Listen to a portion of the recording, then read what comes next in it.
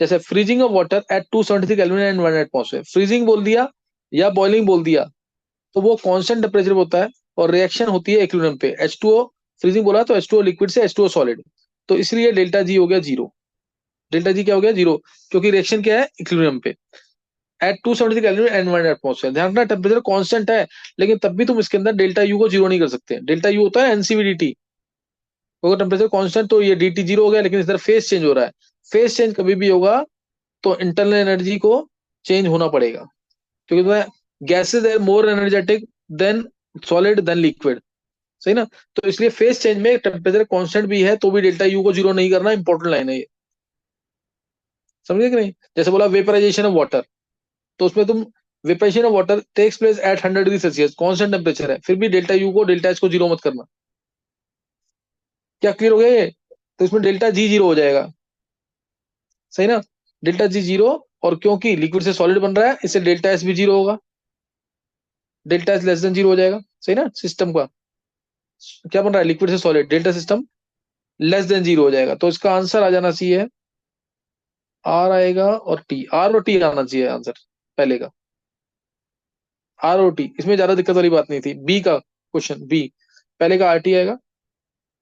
फिर expansion of 1 mole of an ideal gas into vacuum, vacuum बोलते ही P external zero तो W zero, vacuum बोलते ही P external zero तो W zero. Under isolated condition, isolated condition बोल दिया तो Q zero, Q zero W zero तो delta ई भी zero, Q zero W zero तो डेल्टा ई भी जीरो। तो यानी इसका आंसर आ गया पी क्यू और एस, दूसरे का आंसर पी क्यू एस। तीसरा, mixing of equal volumes of two ideal gases at constant temperature, constant temperature है और गैसेस मिक्स हो रही है, रैंडमनेस बढ़ेगी। At constant temperature and pressure in an isolated, isolated बोल दिया तो क्यू जीरो, क्यू जीरो हो गया। और कांस्टेंट टेम्परेचर बोल दिया गैसेस है तो डेल्टा यू भी जीरो हो गया, डेल्टा यू जीरो हो गया, क्यू जीरो हो गया तो delta E to Q plus W होता है, डेल्टा ई होता है क्यू प्लस डब्ल्यू, तो डब्ल्यू ये भी जीरो हो गया। यानी इसका भी आंसर पी क्यू एस आएगा, इसका भी आंसर पी क्यू एस आएगा। Last part, D part, reversible heating of H2 gas at 1 atmosphere, reversible heating of H2 gas at 1 atmosphere from 300 kelvin to 600 kelvin, 300 से 600 केल्विन तक reversible heating हुई है constant pressure पे। और उसके बाद followed by reversible cooling, वही reversible cooling यानी नेगेटिव पाथ फॉलो हुआ है उसका, from 300 kelvin cooling to 300 kelvin. अब 600 केल्विन से दोबारा 300 केल्विन पे ले आए और एक एटमॉस्फेयर पे ही, यानी प्रेशर रखा है कांस्टेंट, यानी प्रेशर को क्या रखा है? कांस्टेंट। अब इसका निकाला आंसर किसी ने? इसका किसी का भी सही हुआ आंसर डी का, एक्सप्लेनेशन के साथ।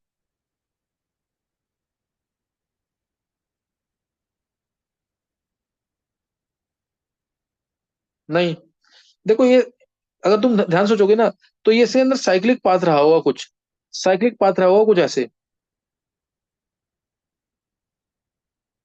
इन प्लेन नहीं, आउट ऑफ प्लेन मानना इसको।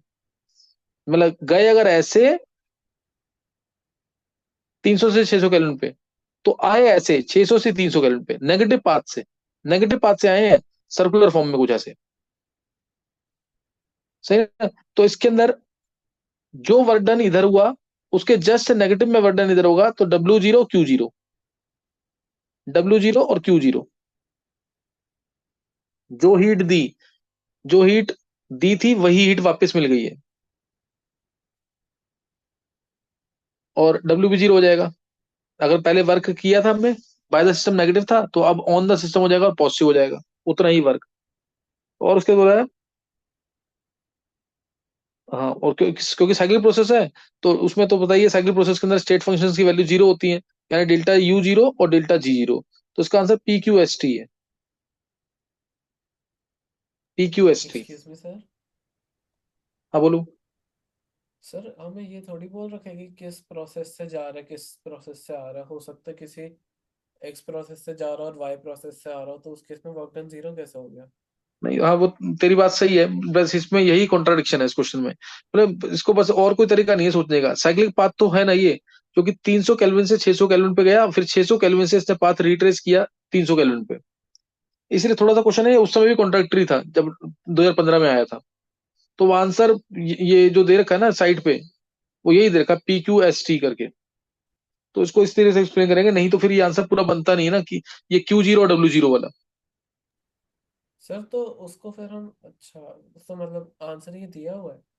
हाँ, दे रखा है इसमें, इसलिए थोड़ा हल्का बहुत ना ध्रुव, हल्का बहुत कई बार ना मैनिपुलेशन लगाना पड़ता है। जो IITian जो भी एग्जामिनर पेपर सेट कर रहा है ना, अब उसके दिमाग में क्या चल रहा है, क्या सोच के वो क्वेश्चन बना रहा है, उसके दिमाग में क्या यही चल रहा हो कि जैसे गया वैसे ही रिट्रेस हुआ पाथ, इस टाइप से। लेकिन हालांकि पूरा ना लैंग्वेज एकदम पूरे 100% क्लियर हो नहीं रही है इसमें लैंग्वेज, कि यस क्या सर। पूछ रहा है।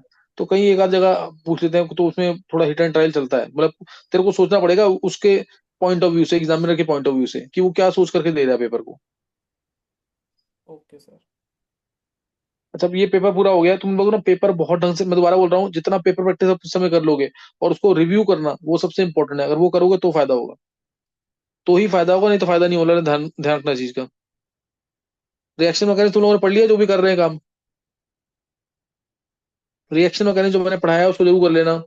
जैसे मैंने क्वेश्चन, अभी मैंने लास्ट टॉपिक क्या लिया है अर्पित, रिएक्शन मैकेनिज्म में?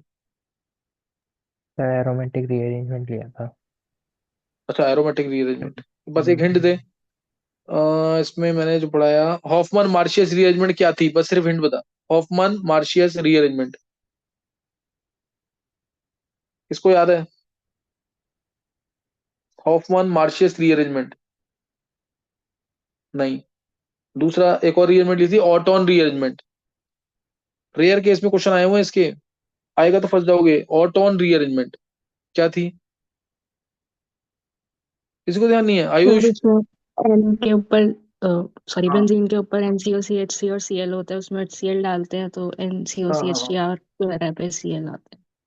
बिल्कुल सही है, बिल्कुल सही है इसके अंदर। जो HIV, हाँ आयुष याद है कि नहीं? Yes sir. हाँ सही। और एक और जो हॉफमैन मार्शियस क्या थी, Hofmann Martius rearrangement, Ayush? Sir वो जो वो क्या कहते हैं, एन पे प्लस एम ई था, तो फिर उसका एम ई शिफ्ट होते चले जाता था, हाँ पैरा हाँ और हाँ तो।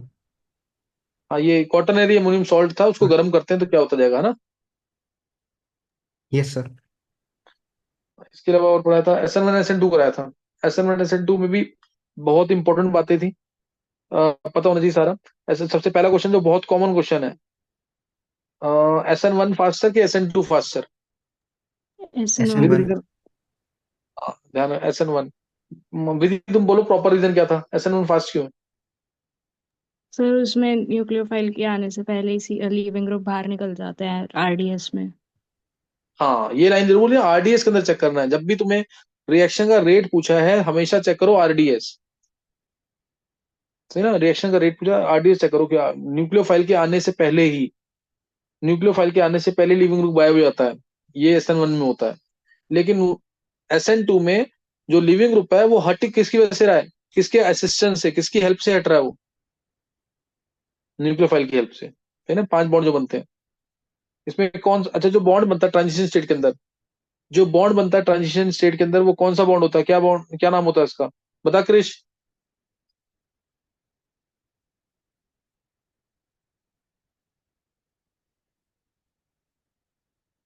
नहीं बता क्रिश,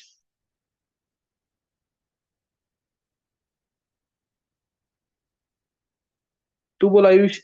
जो बॉन्ड होता है ट्रांजिशन स्टेट में, ये वाला। Sir 3C4E। हाँ, 3C4E बॉन्ड, ये पता होना चाहिए। 3C4E बॉन्ड, कार्बन की स्टेट sp2 और 3C4E बॉन्ड। उसके अलावा इन दोनों में, ये तो कॉमन हो चुका क्वेश्चन। अब काइनेटिक आइसोट्रोपिक इफेक्ट किसमें होता है और एलिमेंट आइसोट्रोपिक इफेक्ट किसमें होता है, SN1 और SN2 के अंदर? काइनेटिक एलिमेंट्री आइसोट्रोपिक इफेक्ट, हाँ। Sir element isotopic effect present होता है दोनों में, काइनेटिक नहीं होता। हाँ, काइनेटिक दोनों का रीजन पता है ना? यस सर, आरडीएस में खाली वो लीविंग ग्रुप टूट रहा है। हाँ, बिल्कुल सही है। और अब बस, अब जो आगे इसके मैकेनिज्म चलने हैं, SN1 dash, SN2 dash, delayed SN1, या फिर इसी में SNI डैश, ये सारे मैकेनिज्म बहुत इंपॉर्टेंट है।